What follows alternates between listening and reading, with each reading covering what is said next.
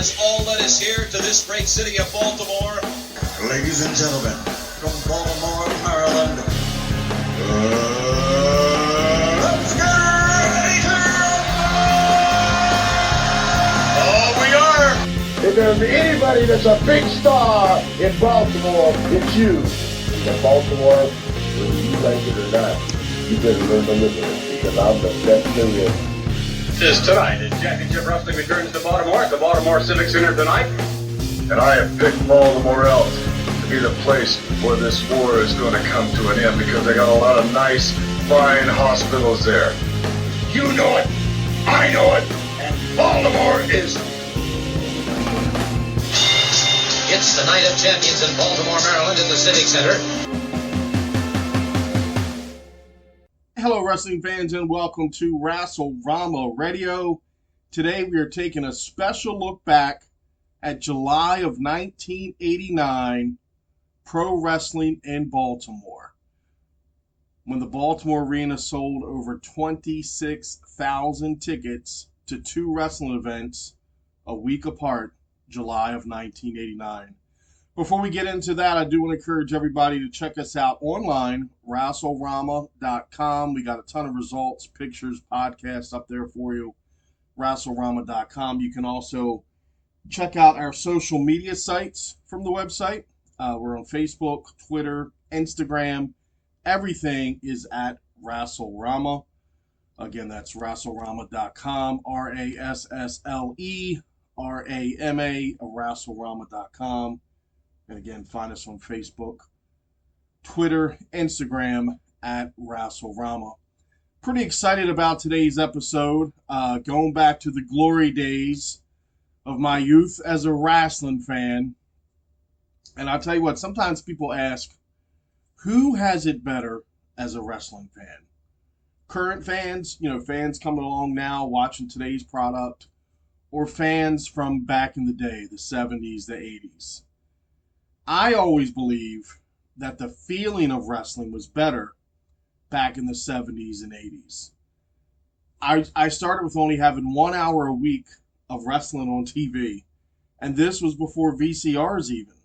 So if you missed that hour of wrestling for whatever reason, and I mean, look, being a kid, you had to do what your parents were doing. If they were going somewhere, you had to go.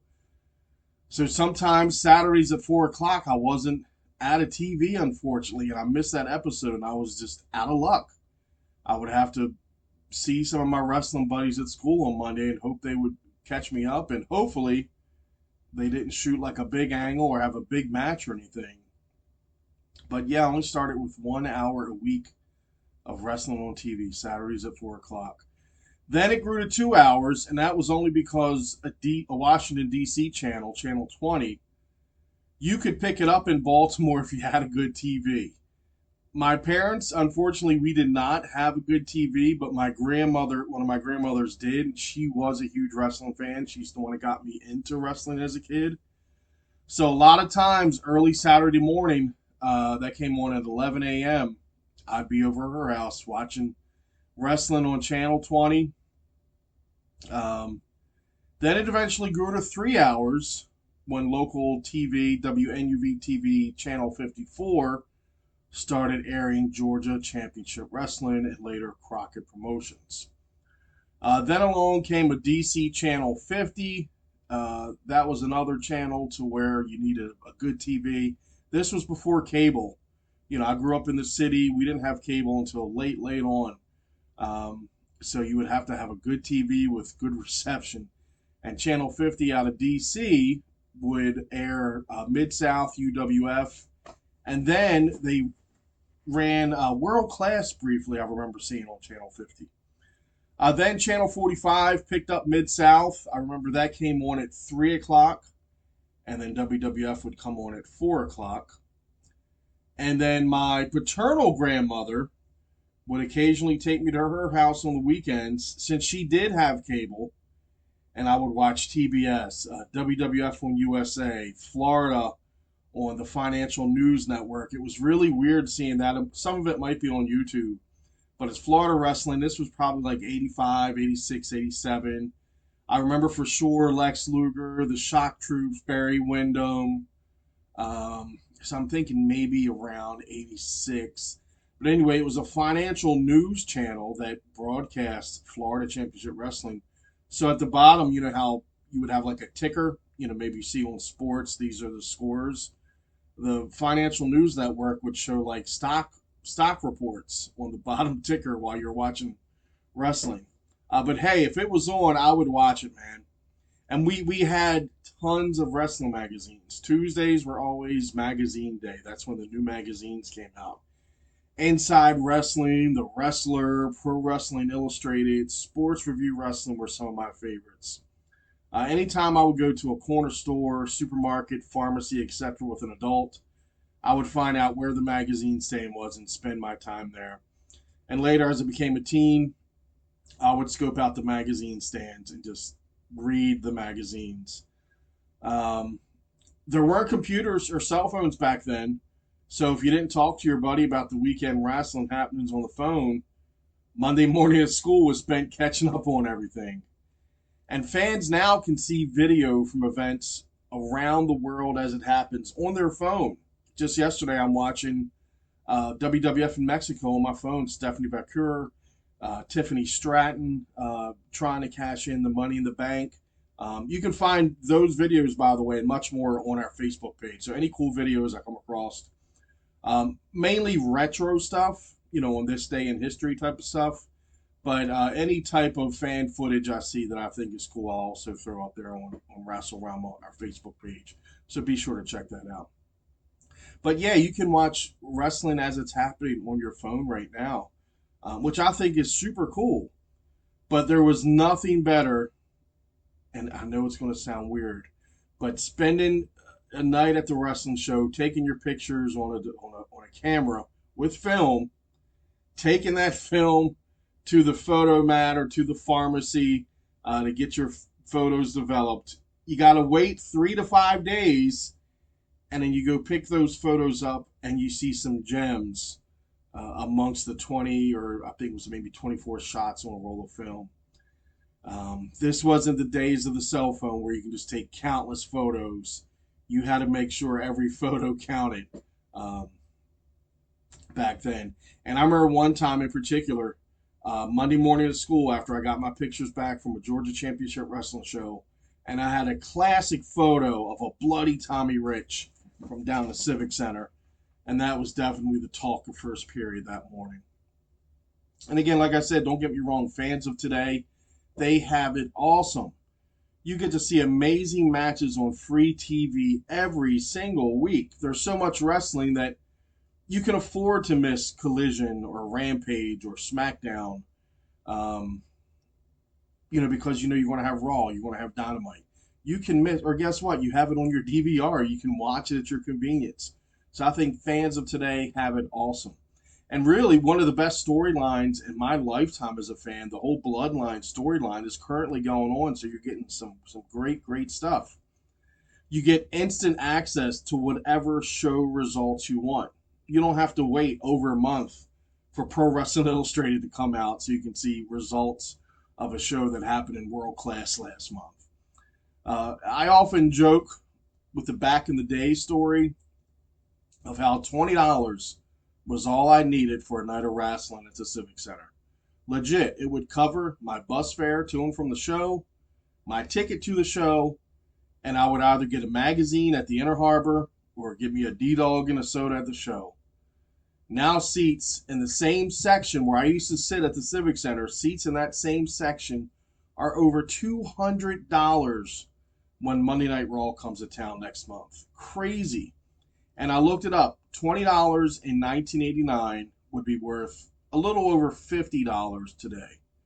So out of that $20, $12 were, I think it was $12 was for the wrestling ticket, and then my bus fare, and then whatever else. So my $12 ticket back in 1989 is over $200. Same section next month, August, when Raw comes to town. It's crazy. But let's get right into it, where we're going to talk about back in the day, July of 1989. Two shows a little over a week apart drew over 26 14,000 wrestling fans to the Baltimore Arena. July 14th, 1989, WWF was in town. 14,000 people attended this show. It was a sellout. The governor of Maryland, William Donald Schaefer, was in attendance at the show and had photos taken by the press with him next to Hulk Hogan. And by the way, if you're listening to this, the audio podcast, we're also going to put this up on our YouTube channel, Wrestle-Rama on YouTube, and we're going to share a bunch of photos, newspaper clippings from these two events. So if you want a little bit of visual with the audio, check this out on our Wrestle-Rama YouTube page. You can also link to that from our WrestleRama.com homepage. So WWF at the Baltimore Arena, July 14th, 1989. 14,000 people attended, including the governor of Maryland. He did have photos taken by the press with him next to Hulk Hogan. The opening match saw Sam Houston, who was substituting for the Blue Blazer. He defeated the Brooklyn Brawler. Jimmy Snuka pinned the Honky Tonk Man. And quick story on Snuka, Jimmy Snuka was my first ever favorite wrestler. He's probably the guy that really got me hooked. I remember watching wrestling, in the late 70s, 1980, 81 with my maternal grandmother. But when Jimmy Snuka came along, that's what hooked me. And the angle where Ray Stevens pile drove him on the floor, that's what really, really hooked me. And so Jimmy Snuka was my first favorite wrestler, and it was kind of weird. It's kind of weird seeing your favorite wrestler go from huge main events and the main part of the show, main storylines, and now here he is, the second match of the night against the Honky Tonk Man. The Barbarian pinned Jim Neidhart. Dino Bravo pinned Hercules. So you see, so far, no major matches going on. 14,000 people paid to see Sam Houston beat the Brooklyn Brawler. Jimmy Snuka pinned Honky Tonk. Barbarian beat Jim Neidhart. Dino Bravo pinned Hercules. That's half of the show right there. We then saw the Rougeau brothers, Jacques and Raymond, the Rougeaus, defeat the Rockers, Shawn Michaels and Marty Jannetty. Dusty Rhodes pinned Ted DiBiase.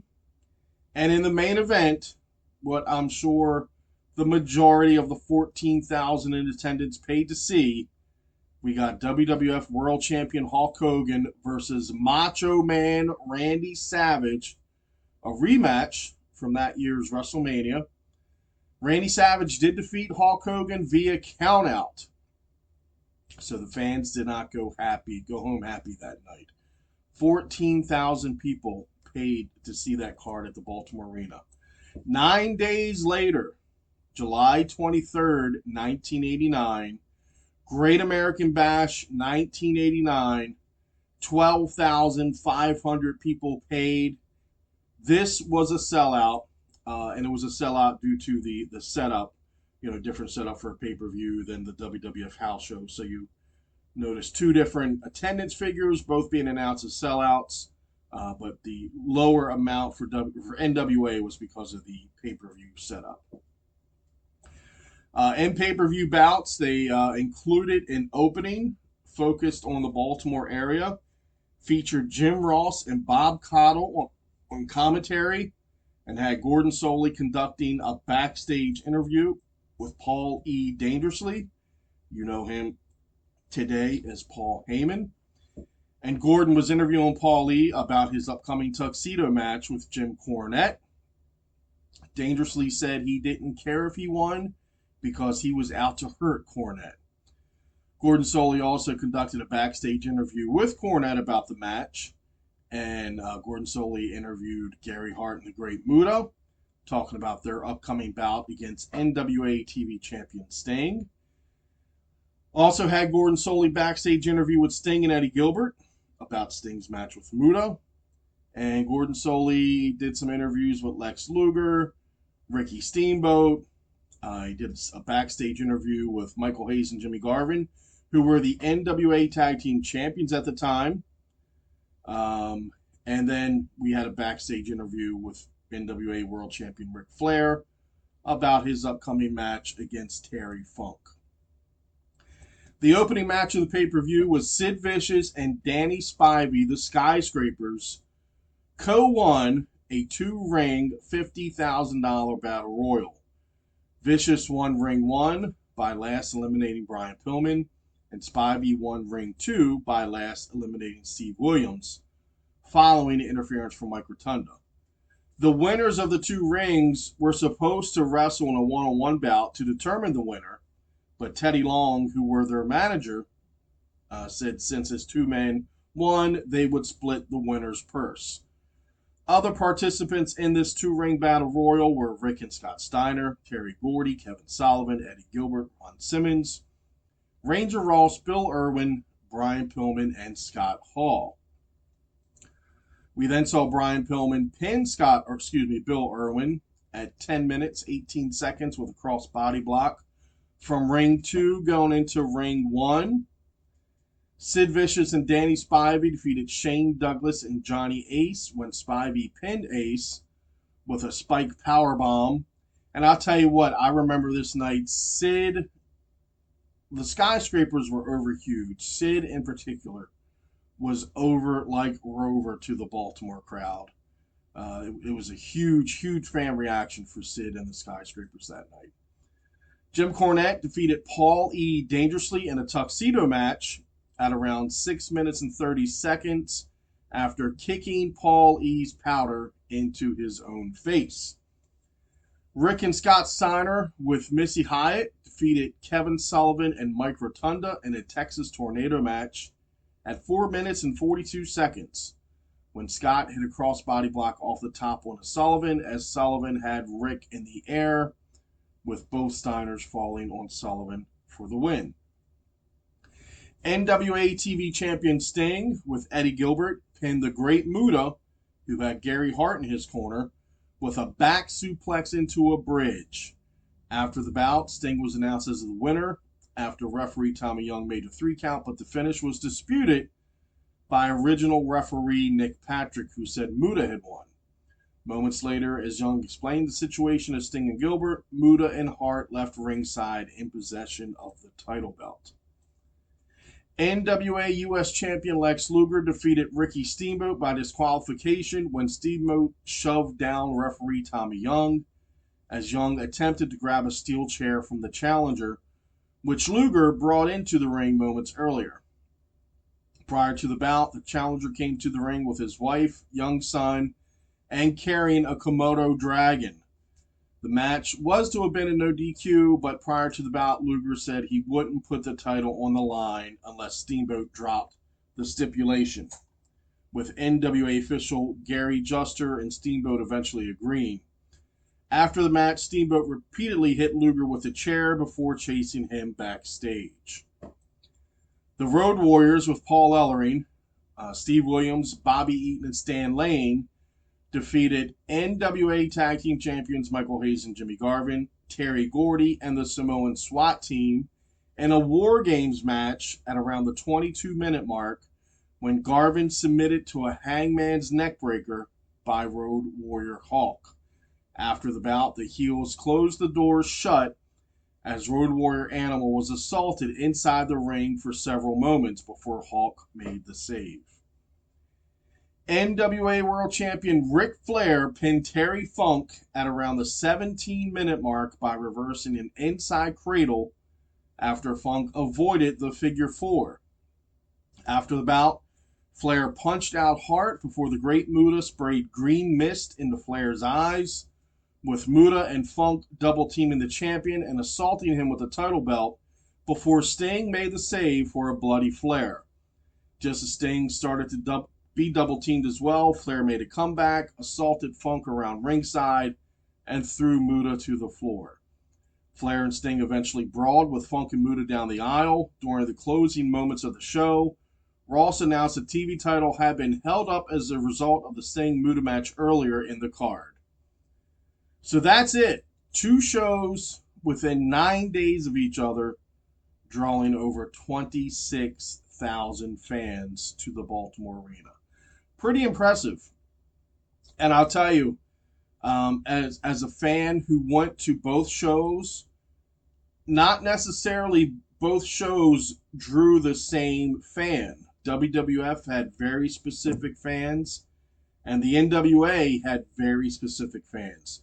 Now, sure, there were fans like myself who went to both, but trust me, going to both shows, you would see very different faces at both events. So it wasn't as though Baltimore had 13,000 fans who went to two shows. They drew very, very separate fan bases. Almost like today, where you have fans that watch WWF, fans that watch AEW.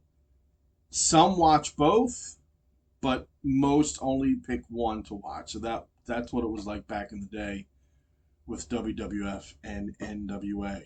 So I hope you enjoyed this little walk down memory lane. And again, if you want, check it out on our YouTube channel for some visuals. We've got some photos and newspaper clippings from both of these events.